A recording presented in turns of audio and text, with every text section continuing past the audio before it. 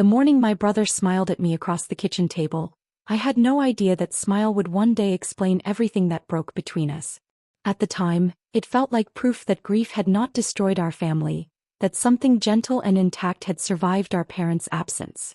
I remember the kitchen clearly because it was still arranged the way our mother had left it: the sugar jar with the chipped rim by the window, the narrow shelf where our father kept his mismatched mugs, the faint smell of citrus cleaner layered over old coffee, and I remember thinking as I poured myself another cup, that loss could be quiet and manageable if you handled it carefully enough. My brother sat opposite me, sleeves rolled to his forearms, looking tired in the way people do when they want credit for endurance, and he asked me how I was sleeping these days, not casually but with a steadiness that suggested he was keeping track of me, which I interpreted then as care. We were both still learning how to speak about the inheritance without sounding as though we were speaking about our parents' bodies, and so we used softer words, practical words, phrases like arrangements and responsibilities, and making sure everything stayed fair. And I believed him when he said fairness mattered to him because he had always been the one who insisted on balance, on making sure no one felt shorted, even when we were children dividing up birthday cake. I told him I had been looking at houses again, not as an announcement but as a continuation of conversations we had been having for months, and he nodded slowly, chewing his toast, asking me where, what size, whether I had considered maintenance costs, whether I was certain I wanted to live alone, and I answered without defensiveness because his questions felt like extensions of concern rather than challenges. The house I eventually bought was not dramatic or aspirational, and that mattered to me more than I admitted at the time, because I did not want the purchase to feel like a declaration or a rupture but like a practical step into a quieter future, something my parents would have recognized as sensible, even restrained. It sat on a street where the trees leaned inward as if conspiring to shade the pavement, where the neighbors nodded but did not linger, and where the rooms were small enough that echoes never lasted long, which made the place feel forgiving.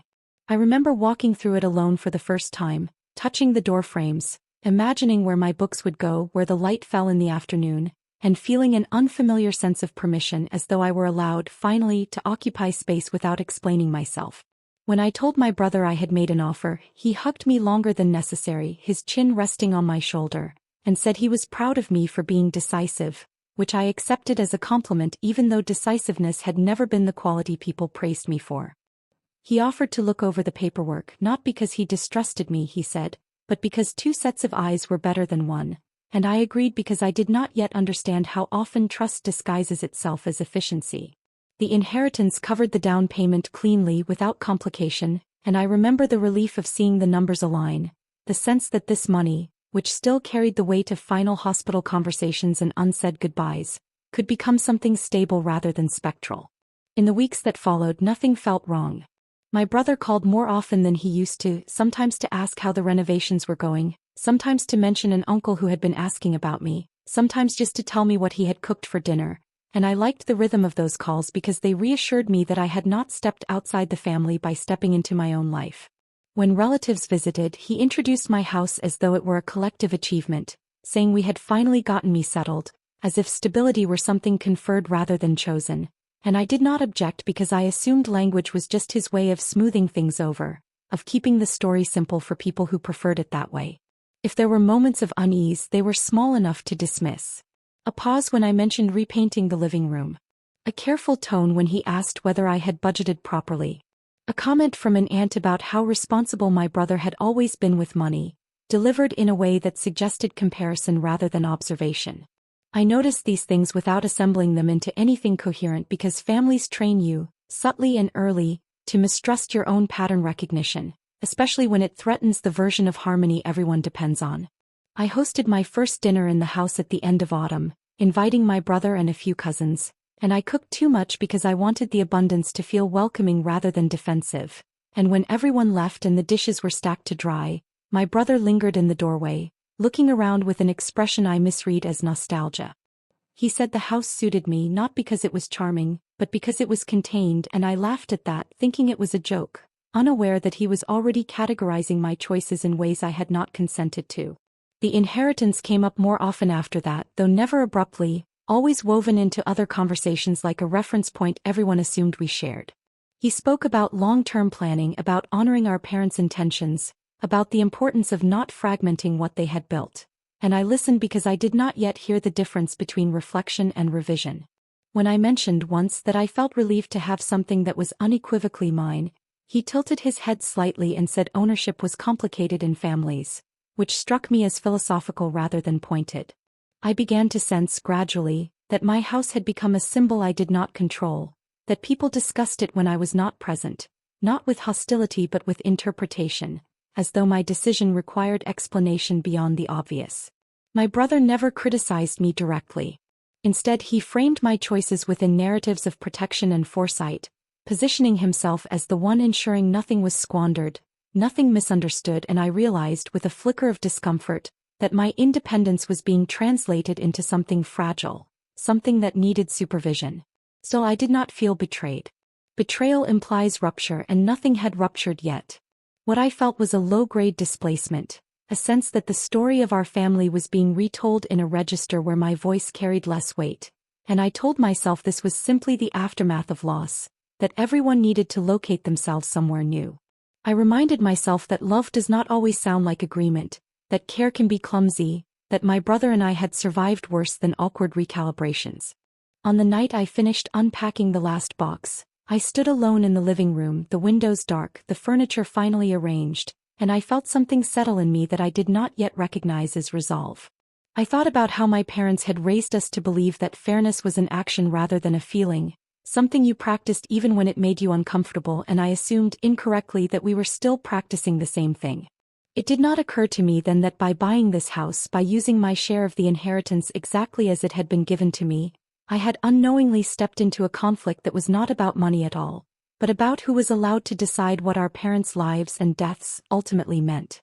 The first time I sensed that something had shifted, it was not because my brother said anything unkind, but because he began speaking with a certainty that did not leave space for disagreement, the kind of certainty that sounds reasonable until you realize it has quietly replaced consent.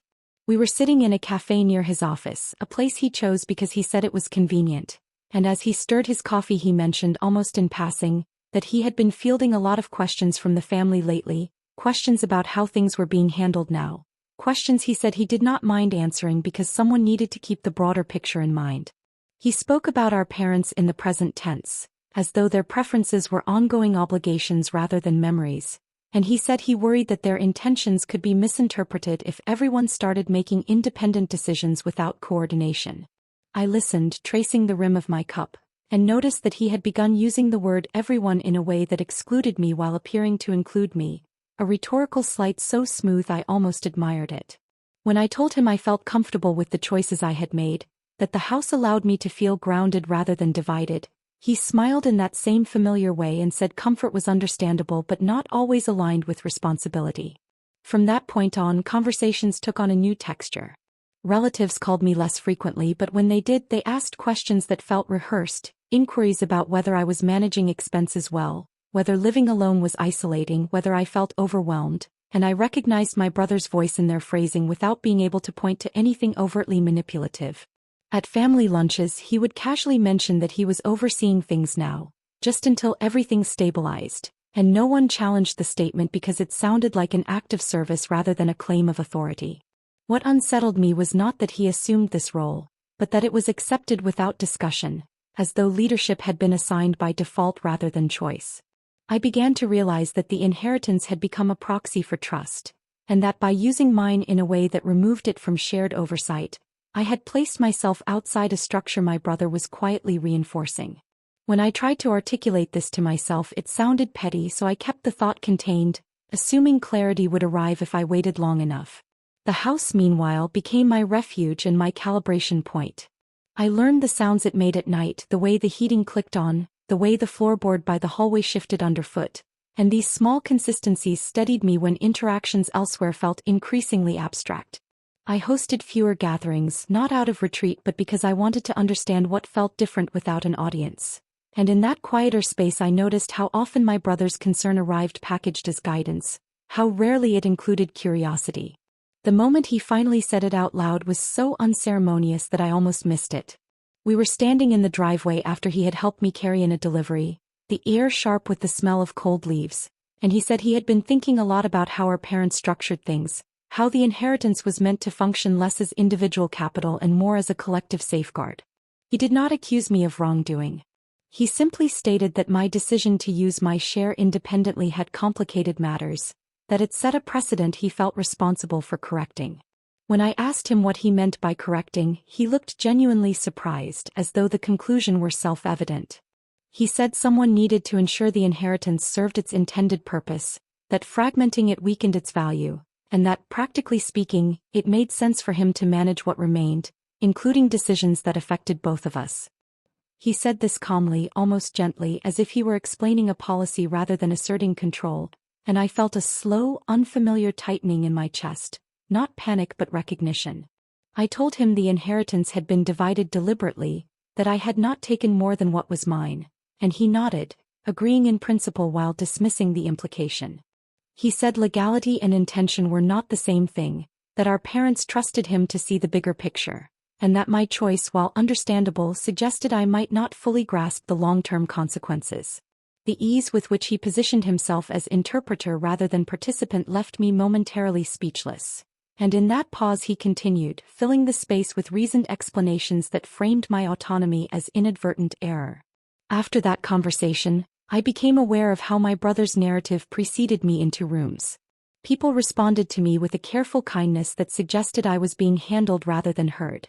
And I understood then how reputation can be adjusted incrementally without confrontation, how a person can be recast as well-meaning but misguided through repetition alone. I resisted the urge to counter this by defending myself because defense would have confirmed the premise that I needed oversight. And instead I observed, storing impressions rather than reacting to them.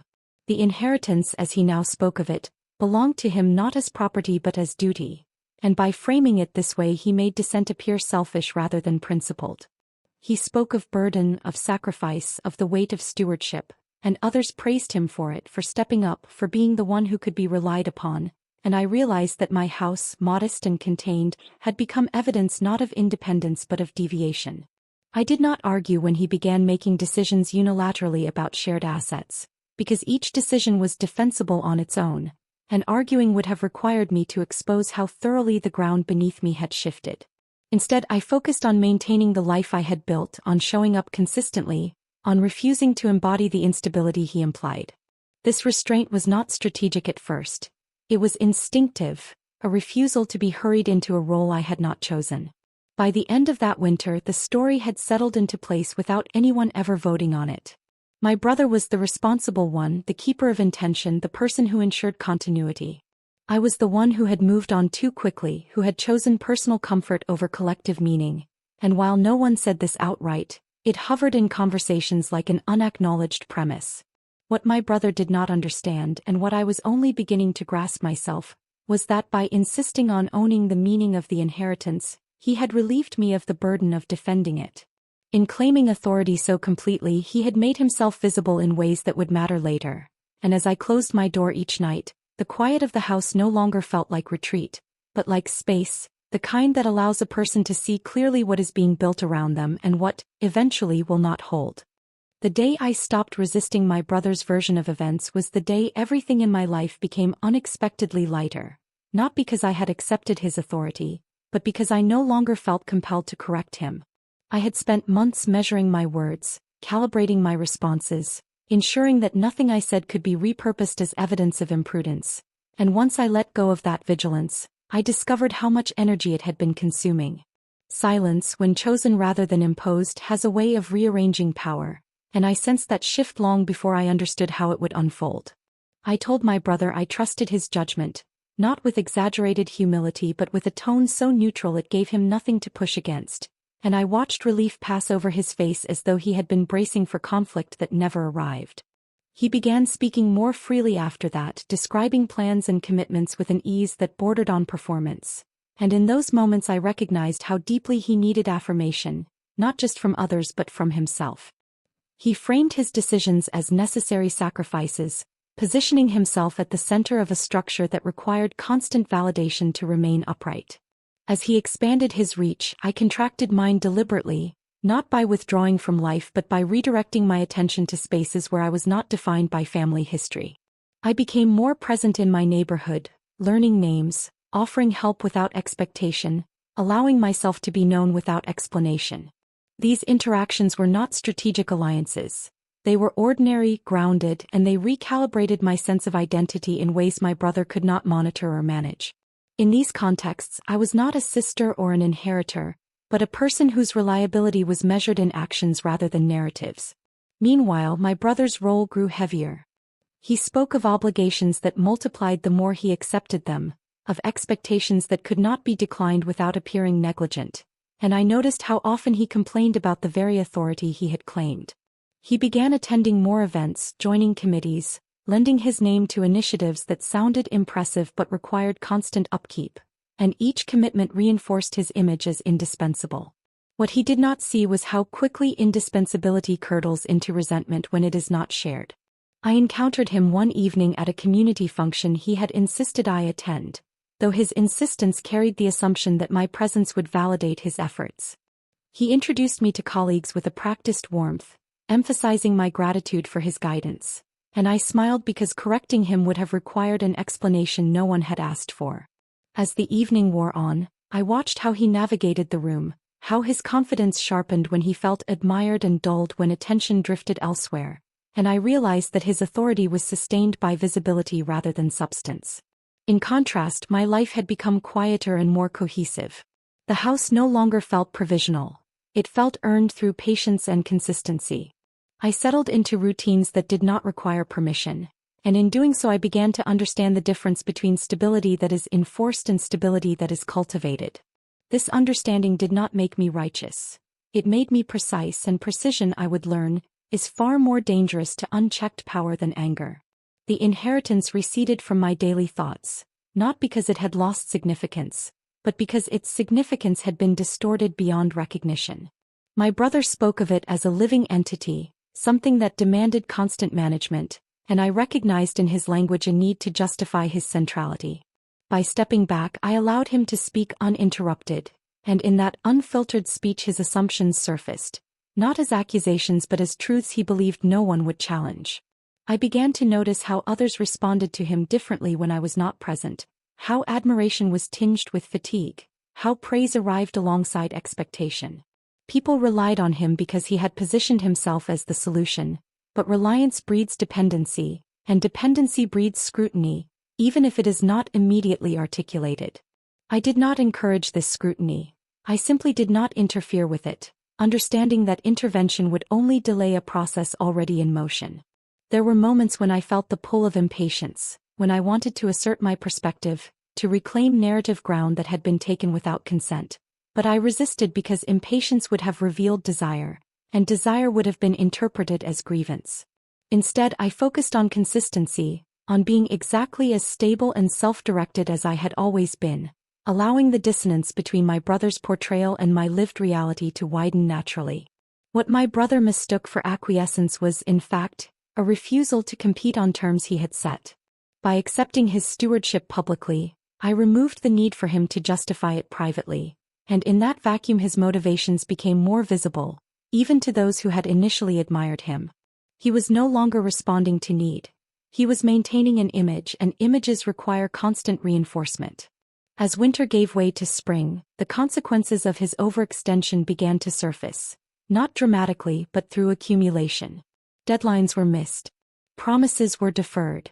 Small disappointments layered themselves into patterns that others began to recognize, and while no one accused him outright, the tone of conversations shifted, becoming less deferential, more transactional.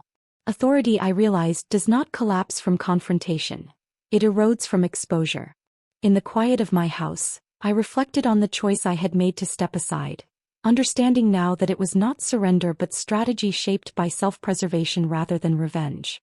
I did not need my brother to fail. I needed him to continue exactly as he was, unchecked and certain, because certainty, when unexamined, carries within it the seeds of its own undoing.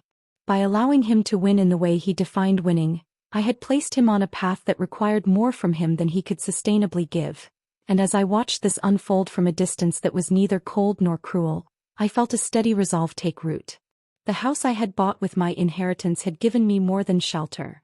It had given me vantage, and from that vantage I could see that the story my brother was telling would not withstand the weight he was placing upon it, no matter how firmly he believed it belonged to him. There is a difference between a secret that hides shame and a secret that hides choice, and I had spent years allowing mine to be mistaken for the former because correcting that misunderstanding would have required a conversation I was not ready to have. Long before the inheritance became a point of contention, long before my brother discovered how easily authority could be claimed rather than negotiated, I had made a decision that quietly altered the future my parents assumed we would share, and I carried that decision with me not as guilt but as a private recalibration of responsibility. It happened years earlier, during a period when our parents were still healthy enough to plan ahead but fragile enough to speak about dependence in ways that made the air feel heavier. They spoke often about continuity, about ensuring that no one was left vulnerable, and in those conversations my brother's name surfaced as a constant, a steady presence around which expectations could be organized. I was included, of course, but in a way that suggested flexibility rather than necessity, and I recognized, even then, the shape of a future in which my autonomy would be negotiated rather than assumed. At the time, I was offered a path that would have bound my finances, my location, and my daily life to my brother's in ways that were framed as practical rather than restrictive, and I declined quietly without confrontation, choosing instead to structure my life around independence that did not require ongoing justification. I did not announce this decision because there was no language for it that would not have sounded like rejection, and I allowed my parents to believe that circumstances rather than intention would guide the eventual balance between us. The inheritance as it was designed reflected this ambiguity. On paper it was equal, but in practice, it assumed a shared trajectory that I had already opted out of, and I understood that one day this discrepancy would surface. I accepted that risk because the alternative would have required me to live a life calibrated to someone else's sense of order, and I was not willing to do that, even if it meant being misunderstood. When my brother began to speak of stewardship and intention, I recognized the familiar contours of that earlier expectation resurfacing, not as memory but as mandate. He believed sincerely that he was fulfilling a role that had been implicitly assigned to him, and in doing so he absorbed responsibilities that were never meant to be unilateral.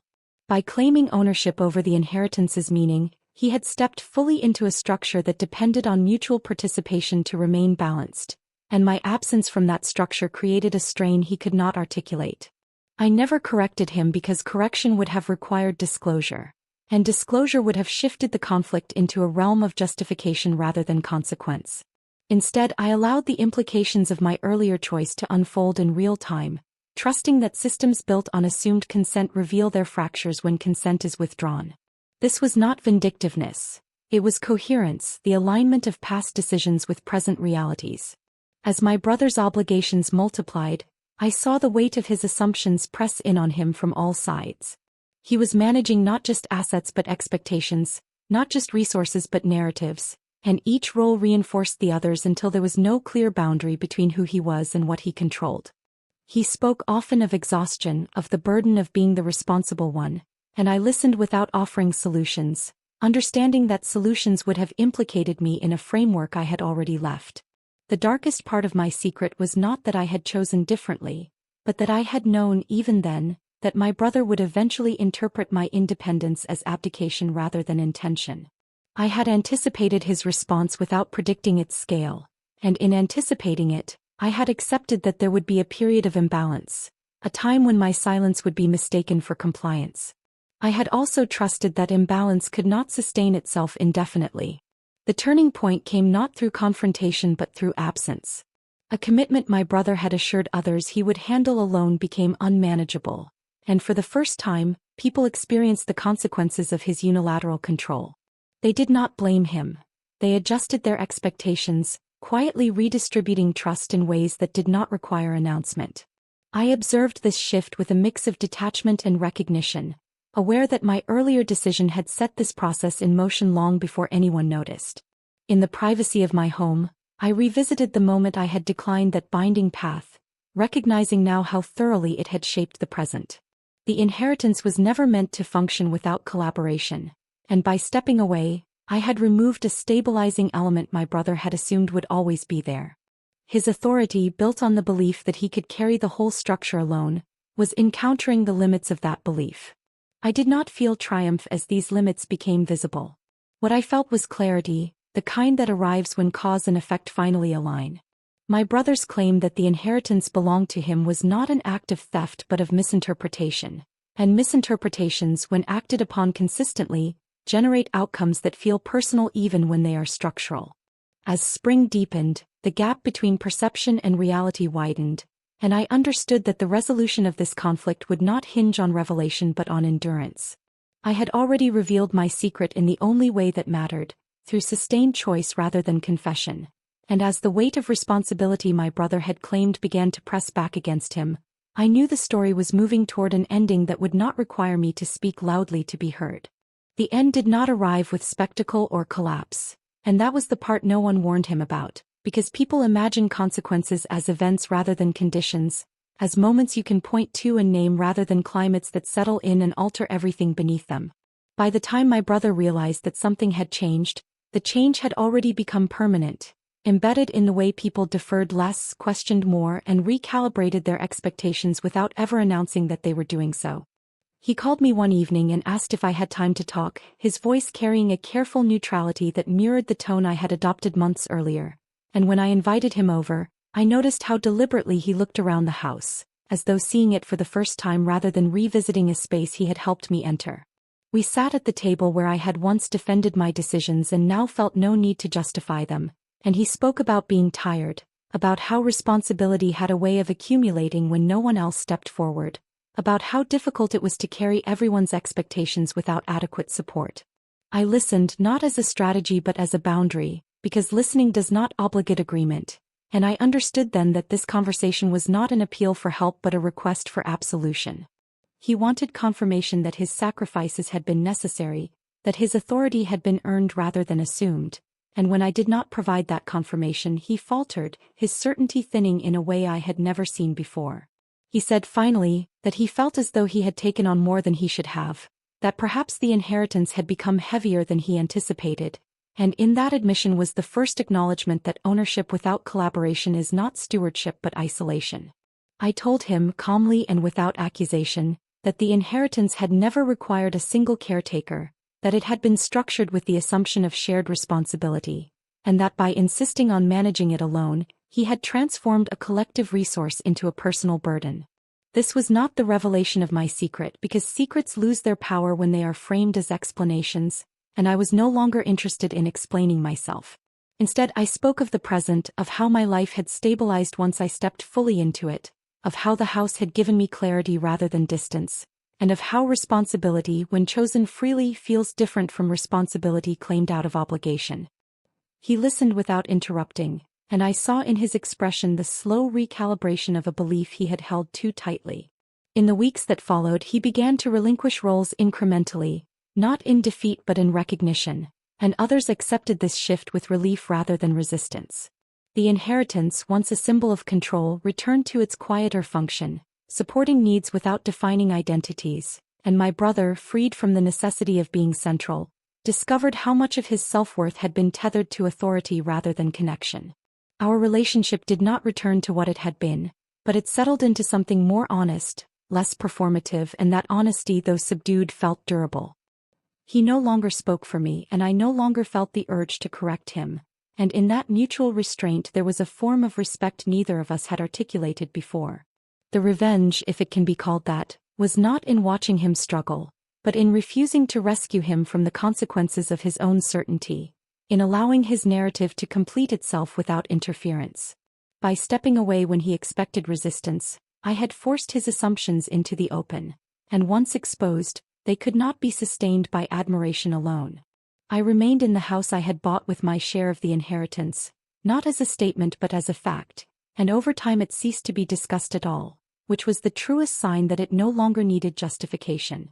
The family adjusted as families do, not through confession or reconciliation, but through the gradual acceptance of a new equilibrium. When I think now about the moment my brother said the inheritance belonged to him, I understand that what he claimed was not money or authority, but meaning, and meaning, unlike assets, cannot be owned without consent. I had withdrawn mine long before he noticed, and in doing so, I had ensured that the ending of our story would not hinge on confrontation or victory, but on the quiet, irreversible return of balance. The house stands exactly as it did the day I moved in, unchanged in structure but altered in significance, no longer a point of tension but a place of resolution. And as I lock the door each night, I am aware, with a calm that feels earned rather than declared, that the inheritance fulfilled its purpose after all, not by binding us together, but by revealing who we were when given the freedom to choose.